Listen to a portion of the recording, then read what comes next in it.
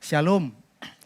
Selamat pagi Bapak Ibu saudara yang kasih Tuhan. Mari kita bersama-sama akan merenungkan firman Tuhan di dalam bingkai tema kita, yaitu bertumbuh dalam ketaatan. Saya mengajak kita di hari-hari ini, hari Prapaskah menjelang Jumat Agung, dalam waktu 2 minggu ke depan dan Paskah, kita boleh semakin melihat pekerjaan Tuhan dan kasih Tuhan dalam kehidupan kita untuk kita mempersiapkan diri, melayani Dia, mengasihi Dia dan menaati Tuhan. Kita akan melihat di dalam catatan kisah Lukas pasal 2 ayat 41 sampai dengan 45. Injil Lukas pasal 2 ayat 41 sampai dengan 52. Mari kita bisa berbagi satu ayat membaca kisah ini dan kita akan merenungkannya bersama-sama. Injil Lukas pasal 2 ayat 41 sampai dengan 52 dimulai dari saya. Bapak Ibu satu ayat silih berganti. Mari kita mulai. Tiap-tiap tahun orang tua Yesus pergi ke Yerusalem pada hari raya Paskah. Ketika Yesus 12 tahun ke Yerusalem, seperti yang dilazim pada hari raya itu. Sehabis hari-hari perayaan itu, ketika mereka berjalan pulang, tinggallah Yesus di Yerusalem tanpa diketahui orang tuanya. Karena mereka menyangka bahwa ia ada di antara orang-orang seperjalanan mereka.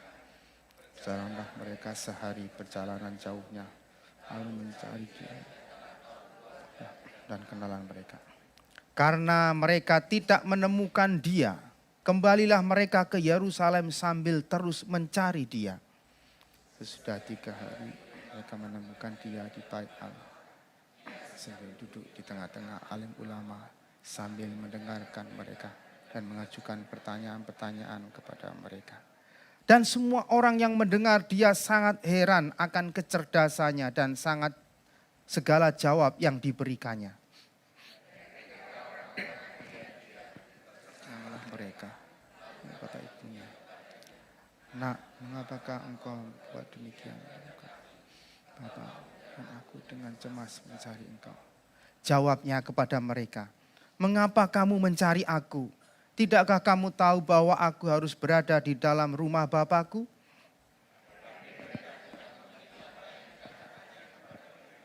Lalu ia pulang bersama-sama mereka ke Nazaret, dan ia tetap hidup dalam asuhan mereka. Dan ibunya menyimpan semua perkara itu di dalam hatinya. Yesus makin bertambah besar.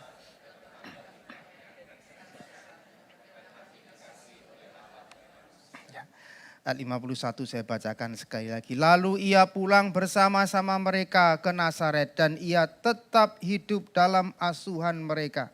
Dan ibunya menyimpan semua perkara itu di dalam hatinya. Bapak Ibu saudara yang kasih Tuhan, soal ketaatan ini soal yang tidak gampang, tapi juga sebetulnya tidak susah. Kita yang sudah menjadi orang tua, kita juga mengalami bagaimana cara mendidik anak kita supaya mereka bisa menjadi anak yang nurut dan taat kepada orang tua. Itu juga tidak gampang Bapak Ibu. Jadi kadang-kadang kalau kita nasihati itu ada aja jawabannya gitu. Anak saya yang sudah besar tuh udah mulai berargumentasi. Kalau yang masih kecil umur 3 tahun, 4 tahun tuh langsung saja kita strict. Ini nggak boleh, ini nggak boleh gitu ya. Walaupun dia merengek-rengek dan lain sebagainya. Yang sudah besar sedikit itu biasanya ke toilet tuh bawa handphone lama banget. Di situ tiktokan gitu, ke toilet ya. Saya marahi, kamu kalau gini apa ke toilet? Jawabnya gampang, papa juga gitu. Aduh. Gitu ya. Ya begitu susahnya ya kita untuk mendidik anak kita untuk menjadi taat, nurut, manut. Saja kok enak kalau bisa taat, nurut, manut ya.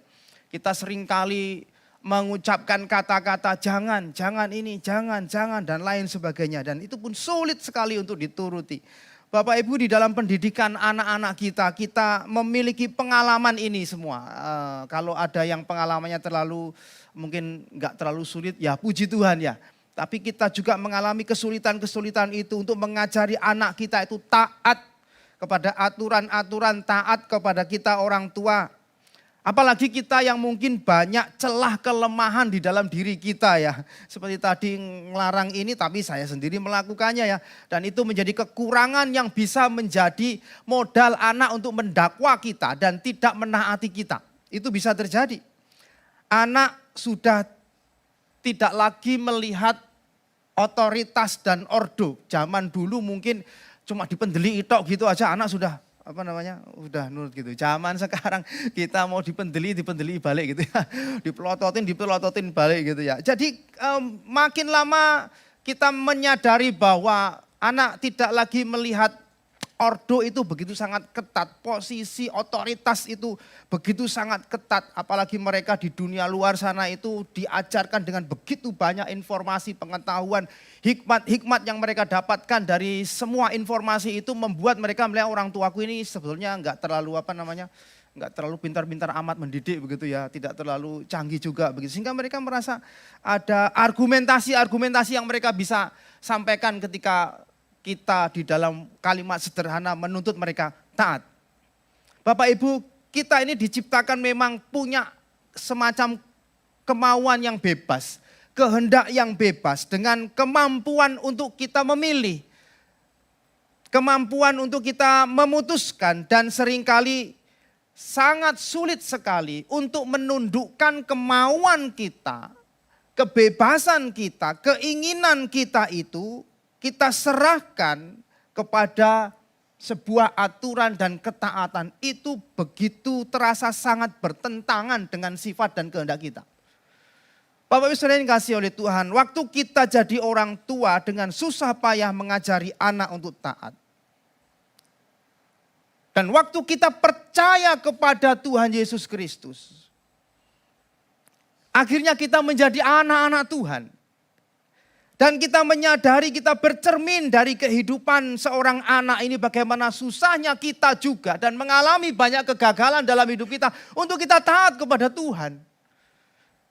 Bapak Ibu sering kasih Tuhan, saya pikir ini sesuatu perenungan bukan hanya ditujukan kepada anak, tetapi setiap kita yang menjadi anak-anak Tuhan. Dan sekian banyak urusan yang kita lakukan di tengah dunia ini, Bapak Ibu sering kasih Tuhan. Begitu banyak urusan-urusan, pekerjaan-pekerjaan dan subjek yang kita urusi di seluruh dunia ini. Namun di dalam bagian yang paling pokok sebetulnya firman Tuhan.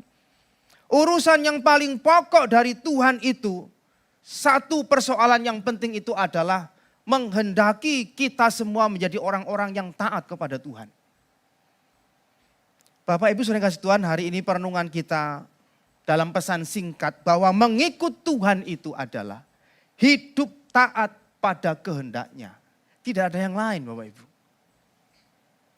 Taat itu artinya apa ya, sederhananya itu enggak ngelawan. Taat itu tidak memberontak. Karena akar dari segala macam persoalan, akar dari segala sesuatu yang buruk itu bisa berasal dari sikap yang tidak taat Bapak Ibu. Sejak pertama kali pun kejatuhan manusia di dalam dosa itu urusannya karena tidak taat. Karena tidak nurut. Karena mau melawan perintah. Adam dan Hawa mewariskan buah itu kepada kita semua orang berdosa.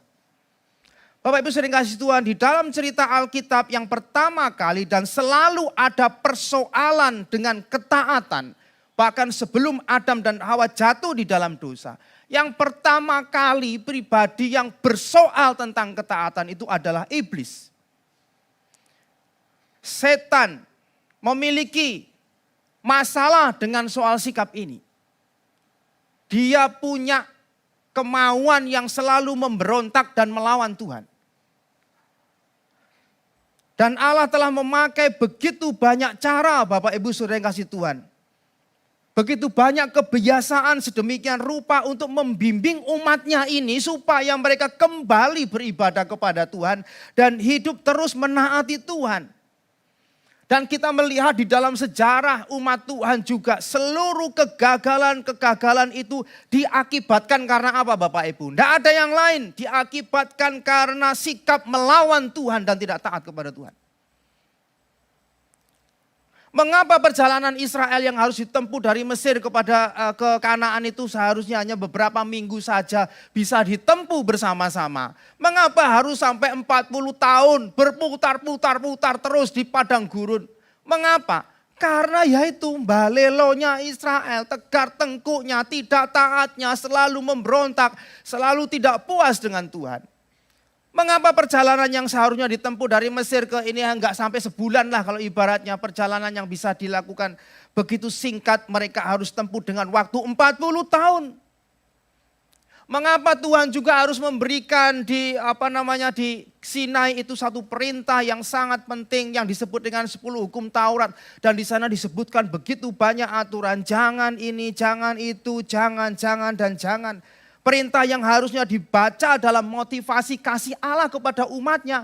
Tapi perintah itu akhirnya dibaca dengan motivasi yang lain.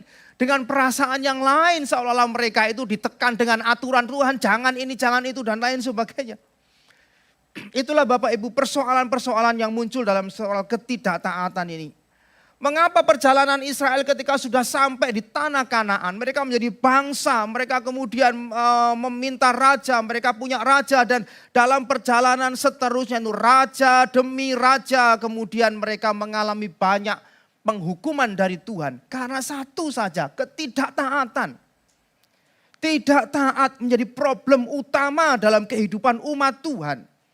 Padahal yang dimaksudkan oleh Tuhan itu ketika mereka dibawa keluar dari Mesir menjadi umatnya itu supaya mereka dapat beribadah kepada Tuhan dan hidup menaati Tuhan. Mengapa ada penderitaan mereka harus dibuang ke Babel? Mengapa 70 tahun mereka harus di pembuangan mengalami penderitaan itu? Ya karena ketidaktaatan mereka Bapak Ibu. Jadi kita melihat di sini di dalam sejarah umat Tuhan.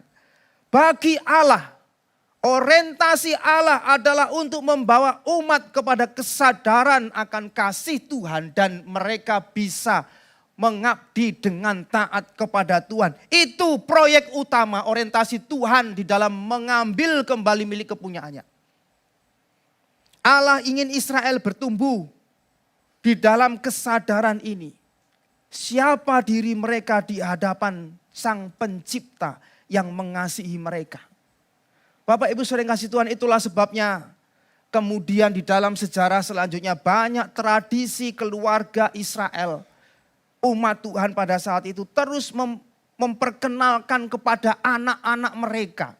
Untuk mereka itu memperhatikan Taurat, memperhatikan firman Tuhan, memperhatikan ibadah-ibadah, memperhatikan segala ritual-ritual yang penting. Yang Tuhan tetapkan. Sehingga mereka dapat hidup bertumbuh menjadi anak yang semakin hari semakin taat kepada Tuhan. Tradisi itu dipelihara sedemikian rupa. Setiap keluarga Israel itu memiliki tanggung jawab bagi anak-anaknya. Dan termasuk di dalam catatan kita ini kita melihat Yusuf dan Maria. Ayat 41 itu mengindikasikan mereka itu menjadi orang tua yang betul-betul memperhatikan firman Tuhan, Taurat Tuhan, ibadah-ibadah yang mereka ikuti dan mengajak anak-anak mereka. Ayat 41, setiap tahun mereka harus mengalami perjalanan jauh menuju ke Yerusalem. Menjadi tanda keluarga Yusuf untuk mengambil peran dan tanggung jawab ini Bapak Ibu. Dan secara khusus pada saat cerita ini di usia 12 tahun Tuhan Yesus, itu usia 12 tahun itu usia pada masa transisi anak laki-laki akan memikul beban, memikul tanggung jawab pribadi di dalam kehidupannya pada usia 13 tahun. Jadi 12 tahun itu mereka makin diperkenalkan untuk melihat tanggung jawab itu sehingga pada usia 13 tahun mereka akan mengemban tanggung jawab pribadi dalam soal perkara rohani dan kehidupan. Jadi tradisi budaya atau Yahudi ini terkait tentang hidup rohani bagi anak-anak mereka.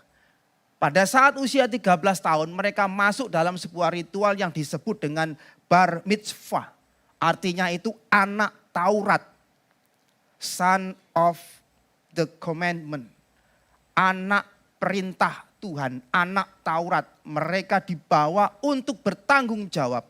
menaati Taurat yang diberikan oleh Tuhan secara pribadi. Jadi setelah usia 13 tahun, itu tanda mereka untuk memikul transisi itu. Dan mulai memikul tanggung jawab itu, orang tua seperti kayak lega gitu loh. Leganya itu gimana? Seperti orang yang, waduh ya puji Tuhan, bersyukur tidak lagi mereka perlu bertanggung jawab terhadap dosa anaknya. Karena anaknya dianggap sudah dewasa dan memikul dosanya sendiri. Dan menjelang bar mitzvah ini, usia 13 ini, usia 12 tahun, mereka dibawa di dalam ritual itu dan diperkenalkan kepada seluruh ritual-ritual yang ada. Dan orang tua laki-laki ini memiliki tanggung jawab untuk mengajarkan pokok-pokok ritual iman di bait Allah pada saat itu. Bertanggung jawab untuk mengajarkan perintah-perintah Tuhan Taurat pada saat itu. Dan banyak hal yang lain dalam hidup beribadah kepada Tuhan. Bukan hanya itu saja, tetapi seorang ayah pada saat itu juga mengajak bagaimana anak yang 13 tahun ini disiapkan untuk hidup bertanggung jawab dengan pekerjaan-pekerjaan yang ada. Nah itu situasi tradisinya Bapak Ibu Saudara yang kasih Tuhan. Itulah sebabnya orang tua Yesus, Yusuf dan Maria memastikan untuk membawa Yesus ke Yerusalem di dalam perayaan Hari Raya Paskah ini. Mereka diingatkan akan kasih Tuhan dan diingatkan untuk mengasihi dan hidup taat kepada firman Tuhan. Taat kepada Taurat Tuhan. Itulah saat dimana akan beranjak dewasa. Bapak Ibu Saudara yang kasih Tuhan, manusia itu seringkali punya kecenderungan di dalam soal untuk taat ini harus distimulus dengan banyak hal. Gitu ya. Paling minimal paling enggak 2 lah. Yang satu itu seringkali untuk taat itu manusia itu harus diiming-imingi. Gitu ya. Kalau enggak ya sebaliknya harus ditakut-takuti. Itulah kita seringkali Bapak Ibu. Kalau kita, anak saya kemarin baru sakit minum obat. Biasanya minum obat gampang, tapi dilalah kok. Bukan dilalah ya, kebetulan obatnya itu kok pahit gitu. Jadi kalau sudah mau minum gitu, kira-kira apa supaya dia bisa mau minum. Diiming-imingi atau ditakut-takuti kan itu. Nek ditakut-takuti, nanti ini tak teleponkan dokternya ya, itu ditakut-takuti nanti dimarahi dokternya. Atau diiming-imingi, wih habis ini nanti jalan-jalan sama papa ke Ketos atau kemana gitu.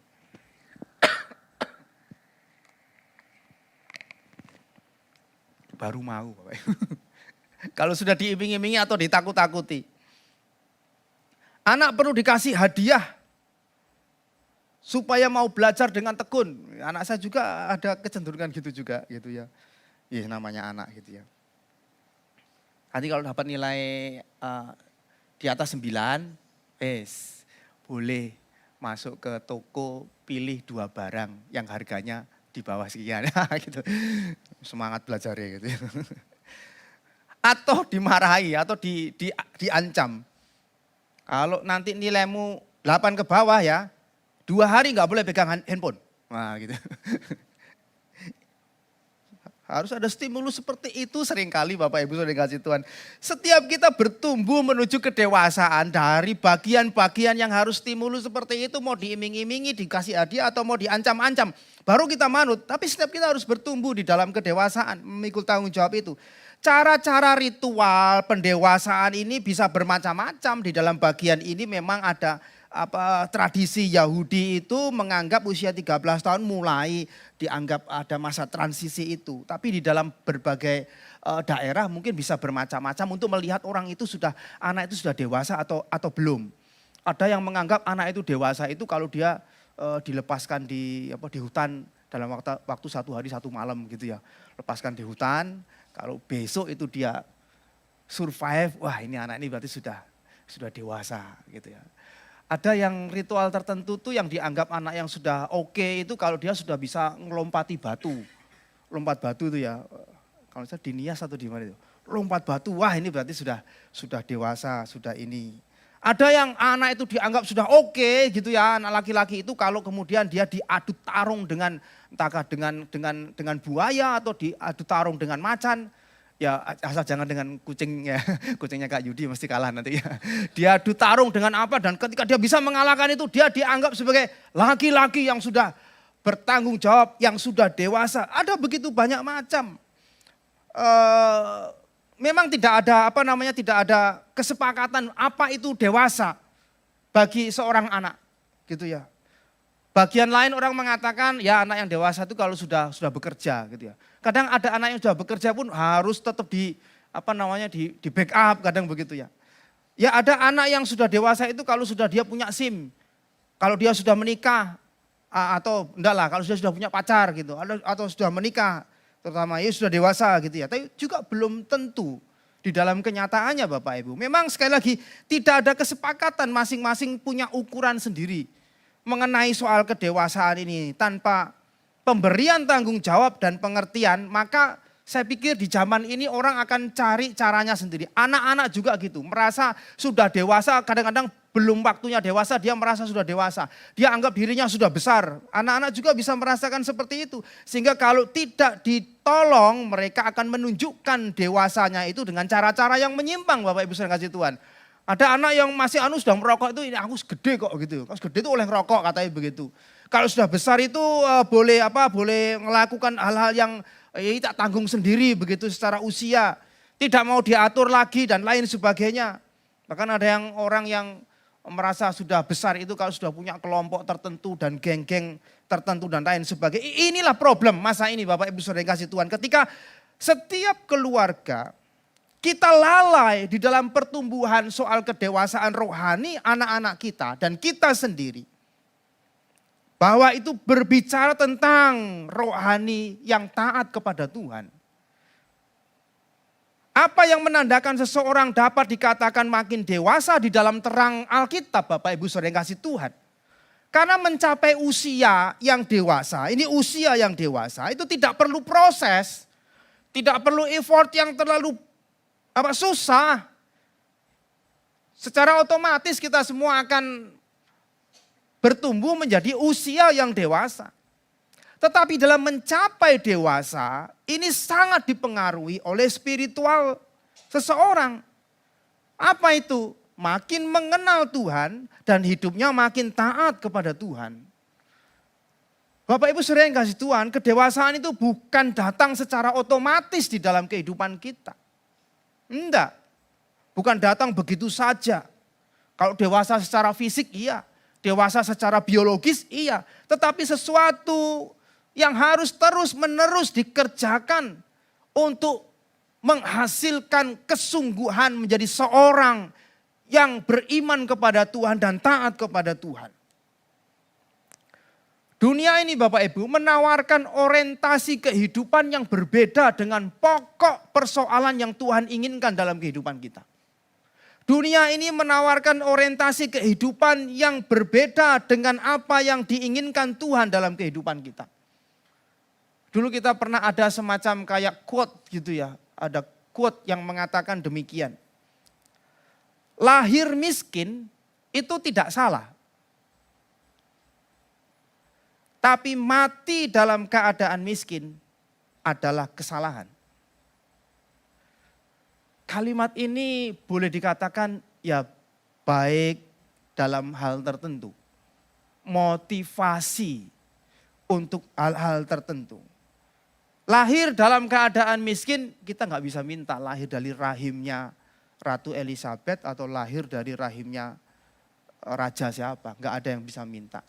Lahir dalam keadaan miskin tidak salah.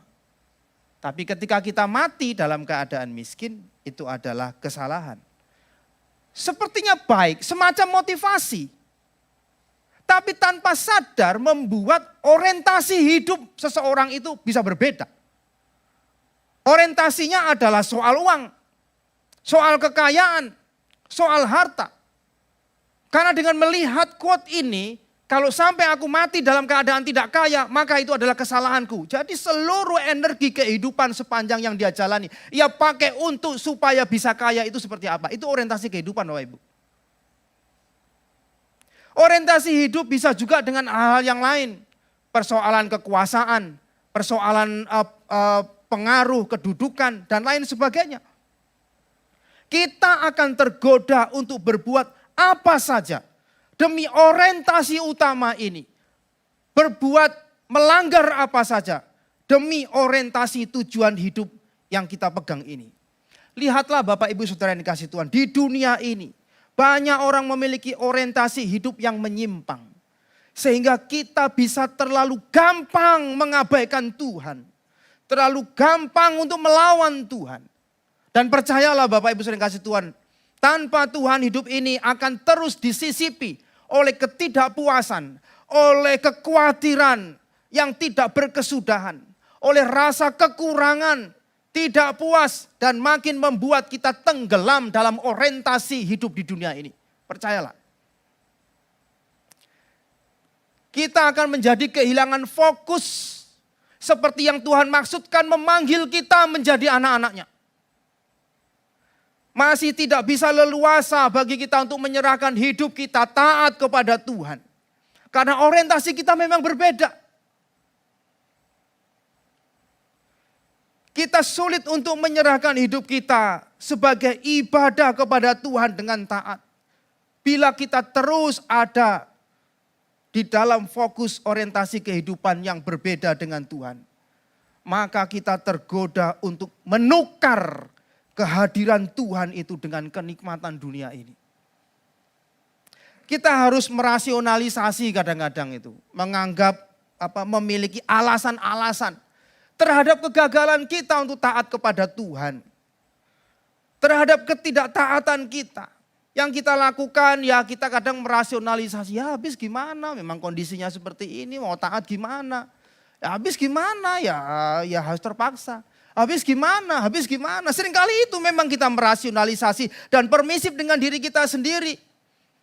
Ya kita namanya juga manusia, kita tuh lemah, kita terbatas dan lain sebagainya. Dan itu terus menerus kita lakukan sehingga kita tidak punya perjuangan yang sungguh untuk mengingat kasih Tuhan dan taat kepada Tuhan. Kita banyak bergumul dan banyak meragukan firman Tuhan. Padahal kita tahu ini adalah kebenaran. Ini adalah sabda dan perintahnya kepada kita. Tapi kita terlalu ringan Bapak Ibu menganggapnya. Dalam hal-hal yang sangat terang saja kita sering mengalami kegagalan. Belum yang detil-detil Bapak Ibu sering kasih Tuhan. Masa kecil Tuhan Yesus sampai dengan usia 12 sampai dengan 30. Kita enggak digambarkan detilnya seperti apa. Tiba-tiba langsung dari usia 12 tahun pulang ke Nazaret. Setelah itu ketemunya di usia 30 tahun Tuhan Yesus dibaptis oleh Yohanes Pembaptis. Masa-masa itu kita tidak, masa 12 tahun sampai 30 tahun itu sepertinya dipenuhi dengan banyak misteri. Tapi kita bersyukur Lukas di sini mencatatkan dan semacam merangkum bahwa Yesus sebagai manusia, di catatan ayat 50-51 itu, Yesus sebagai manusia bertumbuh secara fisik baik, sehat, kuat, secara intelektual juga bisa berdiskusi, tapi bukan hanya itu. Di dalam ketaatannya kepada Tuhan, kepada Bapaknya, dan ketaatannya kepada orang tuanya, itu dipotret. Dan itulah yang melandasi ringkasan detail misteri yang tidak dibukakan kepada kita dari usia 12 sampai usia 30. Sampai dengan usia 30 dia menetapkan dirinya untuk melakukan pelayanan secara terbuka dan kitab suci menulis itu. Tapi bersyukur kalau Lukas mencatatkan itu. Bahwa pertumbuhan Yesus itu pertumbuhan yang selalu ada di dalam ketaatan demi ketaatan. Tuhan Yesus tidak lahir di dalam keluarga yang berlimpah harta Bapak Ibu, enggak. Tuhan Yesus bukan lahir dari keluarga yang punya jabatan yang tinggi, kedudukan yang tinggi. Tidak, tetapi dia lahir dari keluarga yang taat kepada Tuhan. Yang mengajak anak-anaknya untuk melihat Tuhan dan beribadah kepada Tuhan. Kalau kita mengingat Yusuf sebelum dia kawin pun sama Maria. Mereka sudah taat menerima perintah Tuhan. Yusuf itu istrimu hamil loh ya. Ya apa ini tak mau tak ceraikan. Maria juga, Maria kamu hamil. Gimana ini belum menikah kok sudah belum berhubungan. Oh, tapi mereka taat. Dan di situ Mereka setahap demi setahap mengikuti langkah Tuhan walaupun harus sulit. Pergi ke sana, pergi ke sini. Dan mereka adalah orang-orang yang disebut sebagai orang-orang yang taat kepada Tuhan. Ingat Yusuf, ingat Maria, bagaimana mereka mengikuti perintah Tuhan untuk menanggung semua itu dengan ketaatan kepada Tuhan. Jadi poin di sini yang utama bagi orang tua untuk mendampingi anak tumbuh dewasa di dalam ketaatan kepada Tuhan. Ya kadang-kadang saya sedikit agak bersih tegang dengan istri kalau pas anak itu ikut lomba matematika, lomba olimpiade gitu. Pas hari Minggu, kok Minggu sih ini? Kok Minggu sih? Area iso ibadah, orang enggak iso kadang-kadang. Ya apa? Kadang-kadang begitu, Bapak Ibu. Ya itulah pergumulan kita, Bapak Ibu. Ikuti dulu sebentar, saya itu waktu nasi ada, ya wes nanti. Kelemahan kita. Tapi Yesus menunjukkan kerohanian yang bertumbuh dan itu dicatatkan pada ayat 50. Makin bertambah, makin dikasihi Tuhan dan makin dikasihi manusia. Tuhan Yesus sendiri tetap taat ketika mamanya waktu itu, ketika mereka sudah selesai pulang ke Nazaret. Karena mereka itu kan seperti kita tahu itu kan mereka datangnya bukan cuma satu keluarga. Rombongan keluarga besar dari Nazaret itu ada semacam kayak karavan gitu loh. Kayak kafilah gitu. Jadi ada kelompok-kelompok keluarga besar gitu. Jadi biasanya itu wanita-wanita di depan, di tengah itu biasanya anak-anak begitu, yang di belakang itu biasanya laki-laki gitu. Jadi mereka sangat percaya dengan kelompok-kelompok keluarga itu. Jadi waktu pulang, mereka setelah Paskah mereka pulang itu ada miskomunikasi antara Yusuf sama Maria. Maria nganggap, oh paling sudah diawasi sama papanya. Papanya nganggap, oh paling ya sama mamanya di sana karena usia 12 tahun atau tengah-tengah gitu ya, bisa ke sana, bisa ke sini. Ya akhirnya singkat cerita ketemu, loh anakmu mana? Loh tak pikir sama kamu, loh ya apa sih? Tak pikir sama kamu lah, miskomunikasi. Akhirnya, wah ditunggu-tunggu kok gak ada ketemu, dicari sana, cari. Waduh. Ketinggalan ini, ketinggalan di Yerusalem. Yerusalem itu bukan tempat yang sudah berjalan selama 1 hari loh Bapak Ibu. Mereka harus kembali lagi ke Yerusalem. 1 hari lagi, belum lagi nyari-nyari ke sana ke sini. Ya singkat cerita, mereka menemukan Yesus di mana? Menemukan Yesus di bait suci dan bersama dengan para alim ulama, para profesor, dokter teologi pada saat itu berdiskusi. Kaget juga mereka. Dan pada saat itu orang tua merasa kok aku diginikan begitu ya. Ya orang tua bisa merasa begitu gitu ya. Tapi jawaban Yesus sangat bijaksana sekali untuk membuka sedikit pengertian tentang siapakah dia. Aku harus berada di rumah Bapakku. Kenapa bingung? Mengapa mengatakan aku harus berada di rumah Bapakku? Tapi kalimat itu tidak berhenti dengan pemberontakan. Aku enggak mau sama kamu, papa mama. Aku sekarang sudah enggak. Setelah itu kalimat itu dilontarkan. Dia menyerahkan dirinya kepada asuhan Yusuf dan Maria. Dia tetap taat sampai dia kemudian melayani. Di dalam asuhan papa dan mamanya, orang tuanya. Lihat di sini Bapak Ibu. Sekalipun demikian, Yesus tetap tunduk pada pengawasan dan pengaturan orang tuanya sampai ia dewasa. Yesus sendiri tetap taat kepada otoritas orang tuanya. Ia taat kepada Taurat. Ia juga menghormati orang tuanya. Ia taat terus sampai kepada akhir sebelum dia mati di taman Getsemane itu. Dia taat kepada bapaknya. Sekalipun dia bisa punya argumentasi dan alasan kalau bisa cawan ini lalu daripadaku ya Bapak. Tetapi bukan kehendakku, melainkan kehendakmu lah yang terjadi. Dalam Lukas pasal 22 ayat 42. Jadi dari awal sampai akhir hidupnya, kehidupan Yesus itu adalah kehidupan yang dipenuhi dengan ketaatan demi ketaatan kepada Bapaknya. Bahkan dalam puncaknya Filipi pasal 2 ayat 5 sampai dengan 11 mengingatkan kepada kita. Saya baca langsung aja di ayat yang ke-6. 50. Hendaklah kamu dalam hidupmu bersama menaruh pikiran dan perasaan yang terdapat dalam Kristus Yesus. Yang walaupun dalam rupa Allah tidak menganggap kesetaraan dengan Allah itu sebagai milik yang harus dipertahankan. Melainkan telah mengosongkan dirinya dan mengambil rupa seorang hamba. dan menjadi sama dengan manusia. 8. Dan dalam keadaan sebagai manusia, ia telah merendahkan dirinya dan taat sampai mati. Bahkan sampai mati di kayu salib. Itulah sebabnya Allah sangat meninggikan dia dan mengaruniakan kepadanya nama di atas segala nama. Supaya dalam nama Yesus bertekuk lutut segala yang ada di langit dan yang ada di atas bumi. Dan yang ada di bawah bumi. Dan segala lidah mengaku Yesus Kristus adalah Tuhan bagi kemuliaan Allah Bapa. Kita melihat di sini sampai akhir hidupnya. Setiap jengkal hidup Yesus adalah ketaatan. Itulah yang menjadi kehendak Allah di dalam kehidupan kita juga sebetulnya Bapak Ibu Saudara yang kasih oleh Tuhan. Allah ingin kita melakukan hal yang sama. Ia ingin kita menyerahkan segala kehidupan kita ini termasuk seluruh keberadaan kita kepadanya supaya dipakai dia. Supaya kita taat kepada kita. Saat kehidupan Yesus sebagai manusia itu menaati kehendak Bapaknya Bapak Ibu. Apa hasilnya Bapak Ibu? Manusia mengalami keselamatan dari ketaatan Yesus dengan kematiannya di atas kayu salib. Puncak ketaatan itu ada di dalam pribadi Yesus Kristus. Dan sekarang kita dipanggil menjadi anak-anaknya. Jika kita tidak mau taat, kita bisa berpikir Bapak Ibu, kita ini milik siapa? Apakah kita milik Kristus? Bagaimana dengan kita sekalian? Bapak Ibu, Allah mengendaki kita bertumbuh di dalam ketaatan.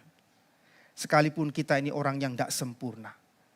Ini memang urusan terkait pengabdian kita kepada Tuhan, taat kepada Tuhan. Tapi tidak semata-mata terkait pengabdian kita kepada Tuhan saja. Ketaatan ini juga terkait dengan banyak orang Bapak Ibu. Dengan penderitaan banyak orang. Dulu pernah ada ilustrasi maskapai penerbangan itu loh waktu sudah lepas landas gini ya. Kemudian pramugaranya kemudian menyampaikan pengumuman kepada semua penumpang sudah lepas landas ini. Selamat siang para penumpang, selamat menikmati penerbangan Anda bersama kami maskapai penerbangan. Ya anggap aja GKT Airlines gitu ya. Ya. Diberitahukan demi kenyamanan bersama, maka saudara tidak diperkenankan merokok di dalam pesawat ini. Bahkan juga di dalam toilet. Tetapi kalau saudara betul-betul tetap ingin merokok, saudara boleh merokok di luar pesawat. Gitu ya. Yo, nyemplung gitu ya. Artinya apa sih Bapak Ibu? Kalau tidak mau taat aturan, ya resikonya itu kalau bisa tanggungan dewe gitu loh. Resikonya tanggungan sendiri. Jangan membuat yang lain juga kena imbasnya kan begitu kalau mau tidak taat. Tapi kenyataannya bahwa ketidaktaatan itu dampaknya itu juga menyusahkan banyak orang. Menyusahkan orang-orang di sekeliling kita, di sekitar kita, langsung ataupun tidak langsung. Bapak Ibu sekali lagi satu orang tidak taat di jalan raya itu macet atau mungkin berhenti di perempatan itu bikin macet banyak orang. Satu orang tidak taat dan ceroboh di jalan raya itu bisa mencelakakan banyak orang. Satu suami, satu istri tidak taat di dalam semua bagian-bagiannya itu menyusahkan seluruh keluarga juga. Jadi tidak hanya terkait ya yang penting aku urusanku sama Tuhan. Enggak, ini terkait kepada semua. Sehingga di dunia ini yang penting itu bukan hanya sekedar yang penting gak ngerugikan orang lain. Aku mau begini terserah aku, mau begitu kayaknya resikoku tak tanggung sendiri. Enggak Bapak Ibu. Di dalam kejatuhan manusia, di dalam dosa itu resikonya ditanggung seluruh manusia. Di dalam ketaatan, ketidaktaatan satu orang. Bersyukur di dalam ketaatan satu orang Yesus Kristus kita terhisap di dalamnya. Dan kita mengalami berkat di dalamnya. Kiranya Tuhan menolong kita. Kehadiran kita di dalam ketaatan begitu sangat vital dan fatal. Untuk bisa menjadi berkat bagi orang-orang di sekeliling kita Bapak Ibu. Kita mohon kekuatan Tuhan. Yang menolong kita, membimbing kita. Supaya kita bisa mengarahkan seluruh orang-orang yang kita kasih. Di keluarga kita itu bertumbuh di dalam ketaatan kepada Tuhan. Dan lihatlah berkat Tuhan atas kita. Karena kita akan menggenapi rencana-rencananya yang terbaik. Maukah Bapak Ibu sering kasih Tuhan? Kiranya Tuhan menolong. Amin.